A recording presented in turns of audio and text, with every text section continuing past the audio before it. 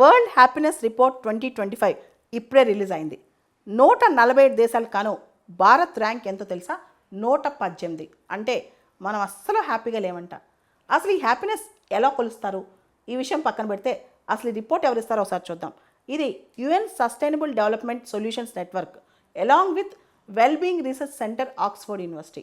అంటే యుఎన్ వాళ్ళ sustainable development solutions network వాళ్ళతో పాటు ఆక్స్ఫర్డ్ యూనివర్సిటీ వాళ్ళ వెల్బీయింగ్ రీసెర్చ్ సెంటర్ వీళ్ళు ఇస్తారనమాట. ప్రపంచంలో మనం గమనిస్తే కనుక కొన్ని దేశాలు అయితే ఇంకా అన్హ్యాపీగా ఉన్నాయి. ఎంత అన్హ్యాపీగా ఉన్నాయంటే ఉక్రెయిన్ కానీ, మొజాంబిక్ కానీ, ఇరాన్ కానీ, Pakistan, Iraq, Palestine, democratic republic of Congo, Uganda, Gambia, Venezuela ఈ దేశాలు అయితే చాలా అన్హ్యాపీగా ఉన్నాయంట. చాలా బాధాకరంగా కూడా ఉన్నాయంట. అయితే ప్రపంచవ్యాప్తంగా హ్యాపీయెస్ట్ దేశాలు ఎక్కడున్నాయి, ఎక్కడికి వెళ్తే హ్యాపీగా ఉండొచ్చు? ఆ దేశాలే స్కాండినేవియన్ దేశాలు. ప్రపంచంలో చాలా సంవత్సరాల నుంచి అంటే 8th కాన్సిక్యూటివ్ టర్మ్ 8 సార్లు కంటిన్యూస్గా Finland top most happiest country. Finland తర్వాత డెన్మార్క్, ఐస్లాండ్ అనమాట. ఇవన్నీ చూస్తే చిట్ట చివర ఎవరున్నారు? లాస్ట్లో అసలు ఆకలి, దారిద్ర్యం, రాజకీయంగా అనిశ్చితి, ప్రొలాంగ్డ్ కాన్ఫ్లిక్ట్ ఎవరున్నారంటే ఎలాంటి దేశాలు ఉన్నాయంటే ఆఫ్ఘనిస్తాన్ కావచ్చు, సియరా లియోన్ కావచ్చు, లెబనాన్ కావచ్చు, ఇలాంటి దేశాలన్నీ చివర్లో ఉన్నాయి. అయితే అసలు ఏం బేస్ చేసుకుని హ్యాపీనెస్ కౌంట్ చేస్తారు? మనుషులు నవ్వుతూ ఉండాలా? ఎప్పుడూ సంతోషంగా ఉండాలా? అసలు మనుషులు సంతోషంగా ఉండాలంటే ఏం కావాలి? దీనిలో 6 పారామీటర్స్ తీసుకున్నారనమాట. అదే ఒకటి సోషల్ సపోర్ట్, రెండోది జీడిపి పర్ క్యాపిటా, మూడోది హెల్దీ లైఫ్ ఎక్స్పెక్టెన్సీ, నాలుగోది ఫ్రీడమ్ స్వేచ్ఛ, ఐదోది జనరాసిటీ దాతృత్వం కేరింగ్ అనమాట, ఆరోది పర్సెప్షన్ ఆఫ్ కరప్షన్. ఈ ఆరిటిని పారామీటర్స్గా చూస్తారు.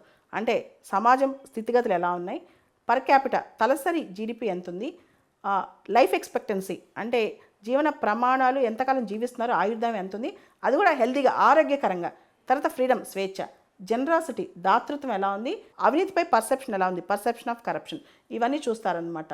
అయితే ఇండియా సోషల్ సపోర్ట్లో ఇండియా బాగానే ఉందంట, కానీ ఫ్రీడమ్స్ లేకపోవడము, అవినీతి ఎక్కువ ఉండటము, ఇవన్నీ భారతదేశంలో ప్రాబ్లమ్స్ అనమాట. అండ్ మన చుట్టుపక్కల దేశాలు చూస్తే Sri Lanka rank 133, Bangladesh rank 134, Pakistan rank 109, Nepal rank 92, China rank 68. అంటే భారతదేశం కంటే చైనా బెటర్గా ఉందని చెప్పుకోవచ్చు అనమాట.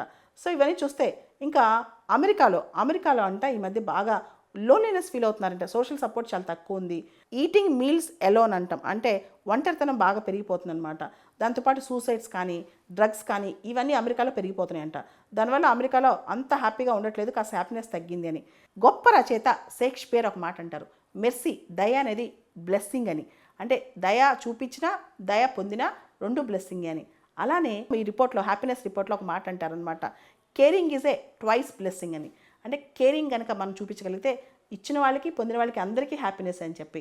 సో ఆ కేరింగ్ కోసం చాలా సమాజాలు ఇబ్బంది పడుతున్నాయి అంటే కేరింగ్ లేక.